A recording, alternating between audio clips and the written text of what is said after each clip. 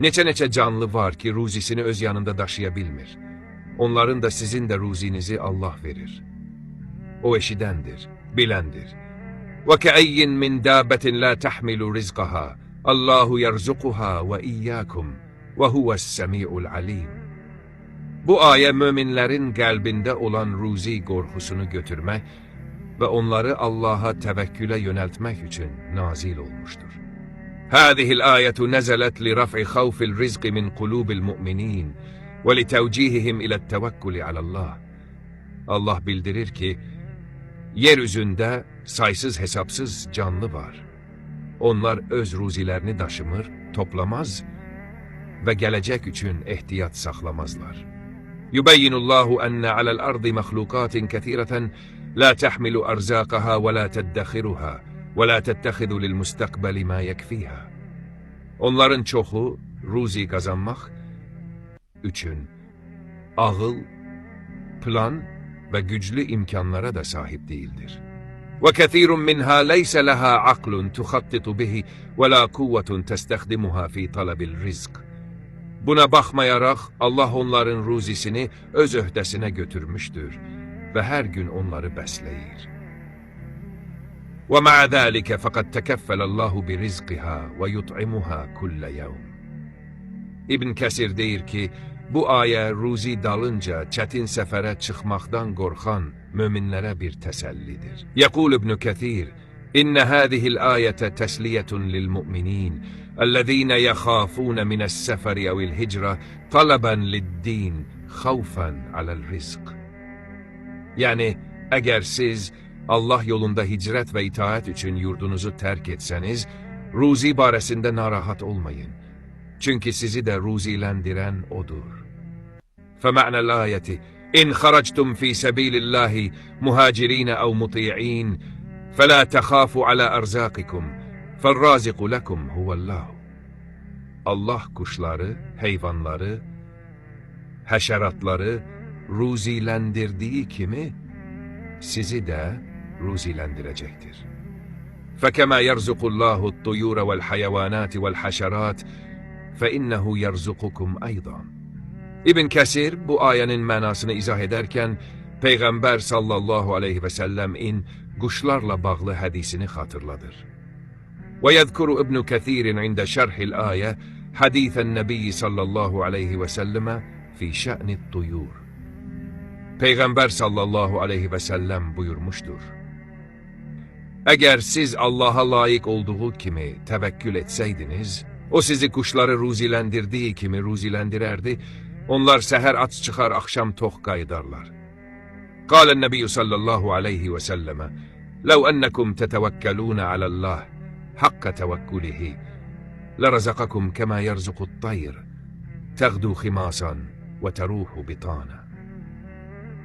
Bu hədis və ayə birlikdə göstərir ki, tənbəllik etmək yox, təvəkküllə birlikdə səbəblərə sarılmaq lazımdır.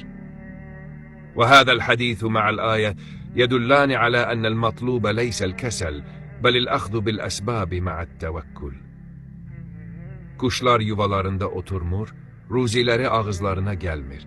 Onlar hərəkət edir, lakin nəticəni Allah verir. فالطيور لا تمكث في أعشاشها منتظرة الرزق بل تخرج وتسعى وإنما الله هو الذي ييسر لها النتيجة. Buna görə İbn Kəsir deyir ki, mömin həm çalışmalı, həm də qəlbi ilə yalnız Allaha bağlanmalıdır. وَلِهَذَا يَقُولُ ابْنُ كَثِيرٌ يَجِبُ عَلَى الْمُؤْمِنِ أَنْ يَسْعَى بِجَوَارِحِهِ وَأَنْ يَتَعَلَّقَ قَلْبُهُ بِاللّٰهِ وَحْدَهُ. Ayədə onların da, sizin də ruzinizi Allah verir buyurulması, ruzinin həqiqətən insanın gücündən yox, Allahın lütfündən olduğunu bildirir. وقوله تعالى الله يرزقها وإياكم يبين أن الرزق في حقيقته ليس من قوة الإنسان بل من فضل الله وكرمه. İnsan ruzi qazanmaq üçün səbəblərə sarılsa da, qəlbində bilməlidir ki, nəticə yalnız Allahın təqdirindən asılıdır. وَالْإِنسان وَإِنْ أَخَذَ بِالْأَسْبَابِ فِي طَلَبِ الرِّزْقِ فعليه أن يعلم في قلبه أن النتيجة راجعة إلى قدر الله ومشيئته. İbn Kesir'e göre ayet aynı zamanda kasıblık korkusunu bahane edip harama el atanları da mezemmet edir. وعند ابن كثير تشير الآية أيضا إلى ذم من يتخذ خوف الفقر عذرا لارتكاب الحرام. Çünkü ruzi Allah'tan geldiği halde haram yollara başvurmak hakiki tevekkülle ziddiyet teşkil edir. فإذا كان الرزق من عند الله فطلبه بطريق الحرام مخالف لحقيقة التوكل. Ayenin sonunda o eşidendir, bilendir buyurulması hususi bir tesellidir. Allah her bir canlının ihtiyacını eşidir ve onun halını bilir. وختام الآية بقوله وهو السميع العليم فيه تسلية خاصة فالله يسمع حاجات كل مخلوق ويعلم حاله. O, ruzisini aktaran bendenin sesini de eşidir, korkusunu da, gizli dualarını da bilir. فَهُوَ يَسْمَعُ صَوْتَ الْعَبْدِ السَّاعِي لِلْرِزْقِ وَيَعْلَمُ خَوْفَهُ وَدُعَاءَهُ السِّرِّ. İbn Kesir deyir ki, Allah bütün canlıların harada yaşadığını, harada gezdiğini ve ne ile dolandığını bilir. وَيَقُولُ İbn Kesir إن الله يعلم مساكن جميع الدواب ومراعيها وما تعيش به. Bunların hamısı Allah'ın ezeli ilmi ve yazısıyla lövh-i mahfuzda kaydedilmiştir. وكل ذلك مكتوب في اللوح المحفوظ في علم الله الأزلي.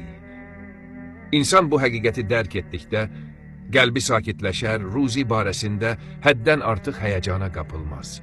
فإذا فهم الإنسان هذه الحقيقة سكن قلبه ولم ينفعل إفراطا في أمر الرزق. Beləliklə bu ayə möminə öyrədir ki, ruzi qorxusu onu ibadətdən, hicrətdən və Allahın itaətindən saxlamasın. وبذلك تعلم الآية المؤمن ألا يمنعه خوف الرزق من العبادة والهجرة وطاعة الله.